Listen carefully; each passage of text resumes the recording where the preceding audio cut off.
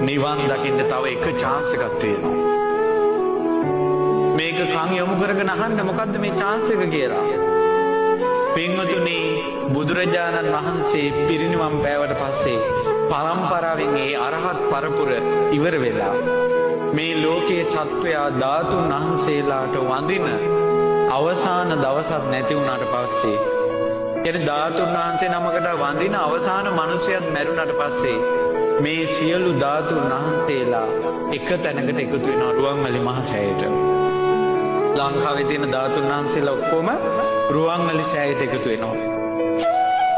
එකතු වෙලා ඒ ධාතුන් වහන්සේලා ඉරිදියෙන් වඩිනවා නාගදීපේ හරහා දඹදිව වජිරාසනයට. දඹදිවට වඩින්නේ ලංකාවට නෙමෙයි. පව් කරව ගන්න එපා. දන්න අයට කියන්න මේ හතර මහා පායයි කියලා. දඹදිවටයි වඩින්නේ ධාතුන් වහන්සේලා. වැඩලා ඒ ධාතුන් වහන්සේලා බුදු සිරුරේ තිබ්බ තැනම පිහිටනවා. ලාලාට ධාතුන් වහන්සේ ඒ ධාතුන් වහන්සේලා ඒ තැන්වල පිහිටලා බුදු සිරුර මැවෙනවා. ඒ බුදු සිරුර මැවෙනකොට මැවිලා බුදුරජාණන් වහන්සේගේ සිරුරෙන් ඉරිදියෙන් ඒ බුදුරජාණන් වහන්සේ බණ කියනවා. ඒ ධර්මයේ දේශනා කරනකොට මේ ලෝකේ මාර බලයේ අතුරුදහන ඒ මොහොතේ. එතකොට ඔය සිද්ධිය සියලු දෙවිවරු දකිනවා. බෝමාට දෙවියන් දකිනවා, මිනිසුන්ට දකින්නේ නැහැ. ඇයි දඹදිව වජිරාසනේ බුදුරජාණන් වහන්සේ බුදු වෙනකොට මිනිස්සු දැක්කද? කවුද දැක්කේ? දෙවිවරු දැක්කේ. මිනිස්සු දැක්කේ නැහැ. මිනිස්සු දකින්නේ නැහැ. ඒ ධාතු පරිනිර්වාණය දකින්නේ දෙවියෝ විතරයි. අන්න එදාට ගොඩාක් අය මඟපල් ලබනවා.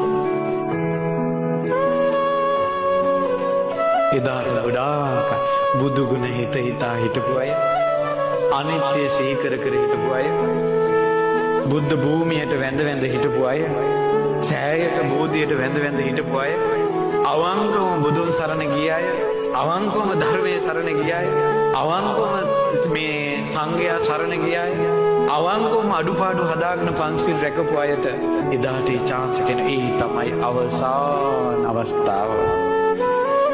ඒක තියෙන්නේ දෙවිවරු විතරයි. ඒකයි දිව්‍ය ලෝකයකට පැනගනිලා කියන්නේ. මේක බොරුවක් නෙවෙයි.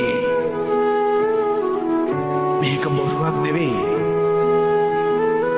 මේ ඊට පස්සේ මේ මහා පොළොව ගව් 7ක් වැඩෙනකල් ආයෙ මෛත්‍රී බුදුරජාණන්